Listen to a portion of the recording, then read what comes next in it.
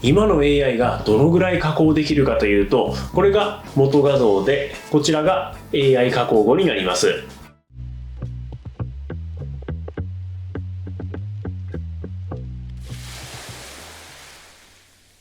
はい、こんにちは、やるです。今回はちょっと過激なタイトルになっていますが、フィッシングショー大阪でいただいた質問を紹介します。よろしくお願いします。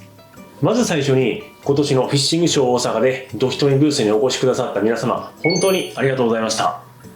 日本国内だけでなく、トルコなどの海外からも本当に過去最高レベルで多くの方にお越しいただきました。雪がちらつく寒い中でお時間作って足を運んでくださったこと、本当に感謝しております。今回のドヒトミブースではアジング教室みたいな形でかなり濃い内容もお話しさせていただきました。今回お話しした内容が少しでも皆様のアジングの超過アップにつながれば嬉しいです。そして今回会場でいただいた質問ですが、会場に来れなかった方も興味があるんじゃないかなと思いまして、フィッシングショー大阪で多かった質問という形で紹介しようと思います。これは今の時代ならではの質問だと思いますが、僕は魚のサイズや太さは一切加工していません。というか、僕は実況動画を出していますので、それを見ていただいたら加工していないのはわかると思います。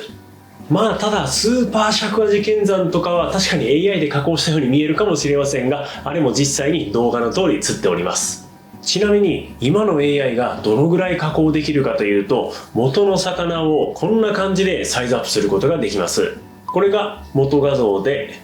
こちらが AI 加工後になります。画像編集が専門でないチャット GPT でもこのぐらいできるので、もし専門の画像生成 AI を使えばもっと精度の高い加工も可能だと思います。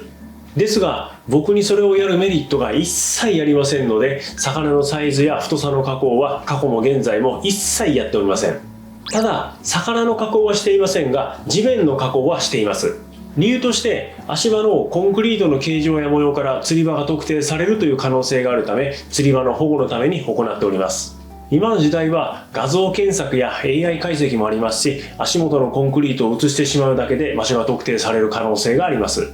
なので、魚はそのままで背景だけ配慮しているという形です。そしてこれは少し真面目な話ですが、今後写真だけでサイズを判定するオンラインダービーは難しくなってくる時代かもしれません。先ほどのデモ画像でお見せした通り AI でサイズを大きく見せることは簡単にできてしまいますし、キーアイテムがあったとしても関係なく加工ができてしまう可能性もあります。そして2026年の今のレベルでここまでできるんだったら、今後はさらに精度は上がるはずです。だからこそオンラインダービーの際は店舗での実測や元画像のデータの提出、こういった仕組みがより大切になってくるのではないかなと思っています。まあ本当これは今の時代ならではの質問でしたね。というか、僕が AI じゃないかと言われるぐらいなので、こういった質問あるかなと思っていましたが、まあ案の定予想通りでしたね。質問を受けた瞬間、思わず僕も笑ってしまいました。まあ AI が急速に進化しているからこそ疑問に思うのは自然なことだと思いますが、そんな時代だからこそ僕はリアルな超過だけを積み上げて、これからも価値がある情報をお届けしていきたいと思います。これも結構聞かれた内容なのですが、結論から言うと1円もお金はもらってませんし、商品提供も一切ありません。全部自腹で購入しております。僕が商品提供を受けたのは過去に1件だけ。それがシーボングさんのヘッドライト案件として商品提供を受けたことがあります。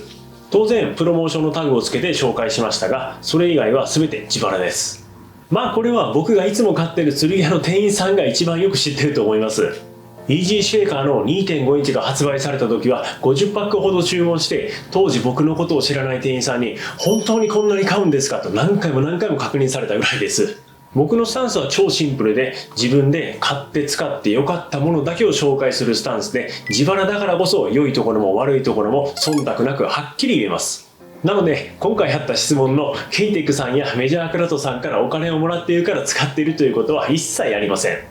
全て自分で購入して納得したものを使っていますし、今後もこのスタンスは変わりません。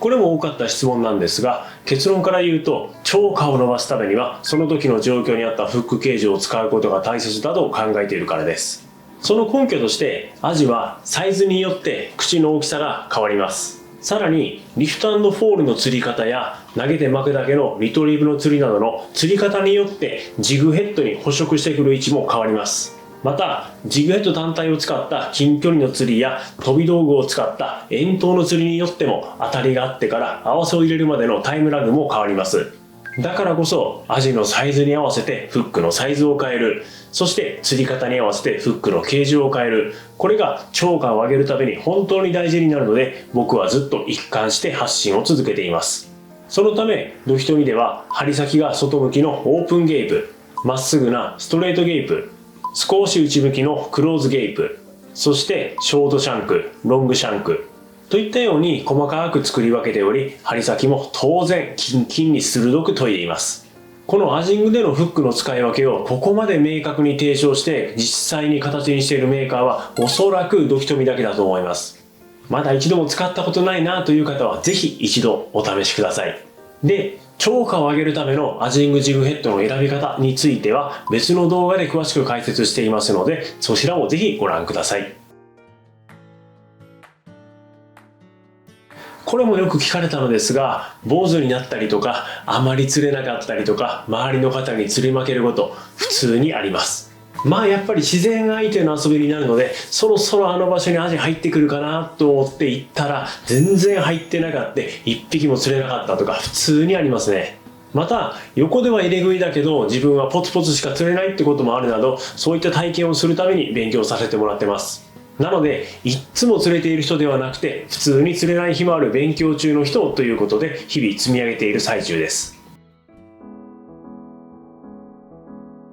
これは僕が YouTube で釣り場を一切出していないのでよく聞かれるんだと思いますが、僕は愛媛県がメインで特定のホームを持たずにいろんな場所でアジングをしています。ただ実は結構目撃されています。でも会った方は皆さん本当に配慮してくださって、ここに矢野さんが来てるって出たらもう人が殺到するから絶対に言いませんということで気を使っていただいております。本当にありがとうございます。で、もしどこかの釣り場で僕を見かけたら声をかけていただくのは全然大丈夫です。ただ SNS の拡散力がすごいので、どこで釣っているといった情報を拡散するのは釣り場の保護のためそっと控えていただけると助かります。これも毎年聞かれますが全然違います。ドヒトミの社員ではなく外部のテスターという立場になり、針の企画設計や実調テストをして改善点をフィードバックする、そういった形で関わらせていただいております。なので社員ではありませんが商品作りにはかなり深く関わっています。ちなみに本業はインターネットマーケティングのコンサルタントをしています。いい商品やサービスがあるのにネットを使った売り方や商品の魅力の伝え方がわからない、そういった方の集客や販売のお手伝いをしております。これはまだ分かりません。実は去年釣り具のポイント松山平田店さんからご依頼いただきまして、矢野のアジングチャンネル福袋を監修させていただきました。で、ありがたいことに結構いい金額だったにもかかわらず、福袋は開店と同時に完売だったと聞いています。福袋を開封した瞬間にイカの匂いがすごかったかもしれませんが、本当にありがとうございます。で、福袋の監修に関しては基本的に釣り具店さんからお声掛けいただいた場合に内容を精査した上でお受けするというスタンスです。なので今年もやるかどうかというのはその時のご縁と内容次第になります。もし今年も監修させていただくことになれば、購入していただいた皆様にしっかりと満足していただけるものを作り、改めてこのチャンネルでも告知できればと思います。